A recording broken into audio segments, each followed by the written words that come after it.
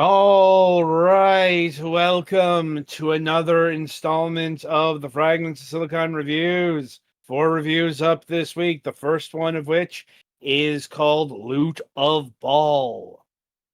Recruit, manage, and send your hireling crew to conquer demons and gather treasure, all from the corner of your screen.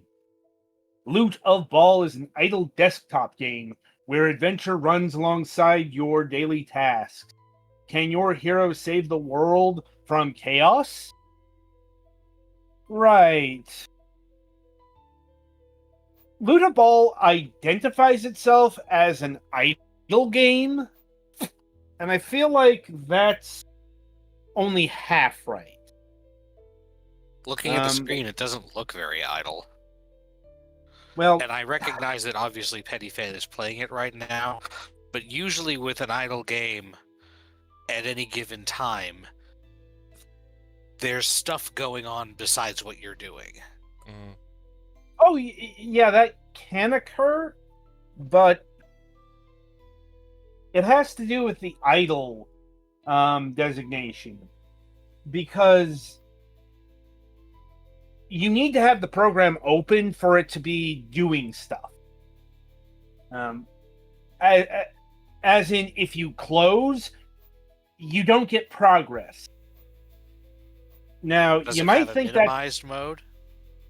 yeah, sort of. Like, you also kind of, like, from what I found, you also need to keep it on screen. Huh. Yeah, I think you can I know start at to least see. some of them can just, extrapolate on what ought to have happened based on how long it's been. Yeah, we were discussing this in the pre-show that some games like this either talk to a server or talk to your computer's clock and figure out what it should have happened by between off time and on time. Yeah. And this game doesn't, or at least not in the way I saw. And that might have to do with the I like, this is just my guessing, but that might have to do with the loot part of this, because yeah, you do get a fair amount of loot from battle.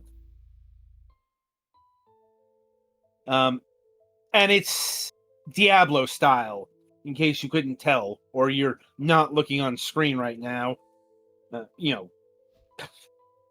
It's very much look at the numbers, bigger number better, with the caveat of, check the the bonuses you get from an item, because there will be the occasional bit of equipment that it doesn't hit as hard, but it's giving you much more in the way of, say, elemental bonuses or something like that.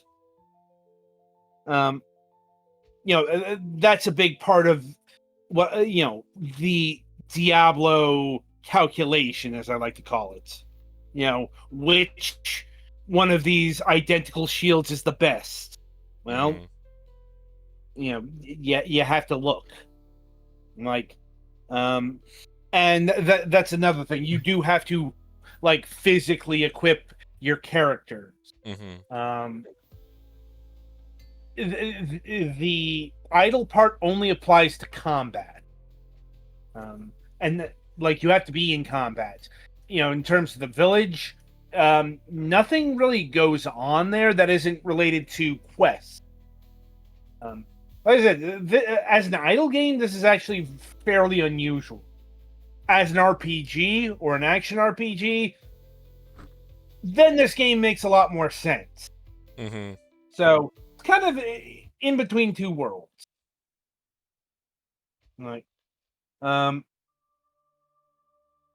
That be is it a master of either one? Certainly not.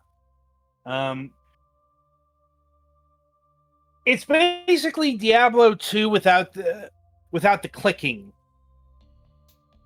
or I guess the lore. Now, you do get character classes, though I could not figure out how to switch party members, because you only get the one character starting out. And you have to recruit. And it costs a fair amount of gold, like 2,500 gold to recruit a new character. And unfortunately, this game doesn't adjust for levels. I.e., my main character, the mage, like level 10 when I recruited my first character. Like a barbarian or an archer, something along those lines. And they're level 1. So, you kind of want to bring them up to speed. Just couldn't figure out how to do that.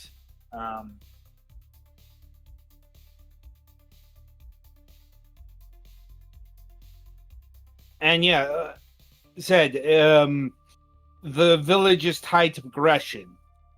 It's like you go out, you combat, and you will eventually conquer an area, that says level 1, level 2, level 3. But you can go back to those and grind, and it's kind of recommended. Is there any permanent death for your characters, or is it just... Thankfully, no. If your character dies, they're defeated, and they will respawn. I think you will lose the experience and gold that you gathered in that session, but there's no permadeath, thankfully. Because that very well could have been a mechanic. Like, this game really wouldn't have worked with that since mechanic. You have to actively choose to go into combat, it would have worked better. It still would have been not great. Right, but I'm saying that at the very least, this is an auto battler. So, because what Petty's avatar is doing here, that's all automatic. Like, you're not inputting anything here. So it's even simpler than a Diablo like. And